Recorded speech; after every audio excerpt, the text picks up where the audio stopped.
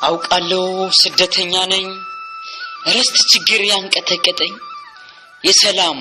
እንቅልፍ የጠማኝ አውቃለሁ በደንብ አውቃለሁ የባለ ጸጋ ባሪያ ነኝ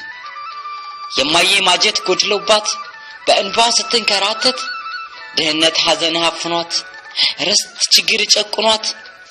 ድክምክም ጉስቁልቁል ችግርግር ብላብኝ ሳያት ሙሰቧን ልሙላላት ብዬ በዚህ በለጋ እድሜ ለባርነት እጆቼን ስዬ ወጣሁኝ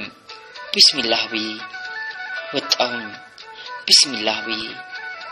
ወይ ስደት ወይ ባርነት ማን ነበር ስደት አይኑ ይጥፋ ያለው ትክክለኛ አባባል ነው የሰው ሀገር ኑሮ ሞልቶ አይሞላም ከዛሬ ነገ ጎደሎ ጎደሎ ጎደሎ ወይ ሰው ሆኖ መፈጠር አውቃለሁ ሰው ሆኖ መፈጠር በራሱ ብዙ ውጣ ውረድ ችግርና ፈተና እንዳለበት አልዘነጋውትም ግና በይበልጥ በስደት ላይ ስትኖር የሚደርስብህ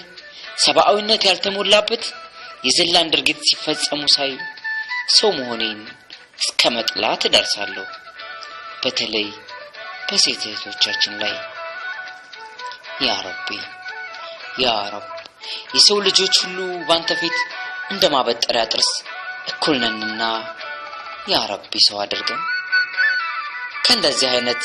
አሰቃቂና አስለቃሽ ህይወት ገላግለህ በሀገራችን ከቤተሰቦቻችን ጋር በፍቅር በደስታ የምንኖር አድርገን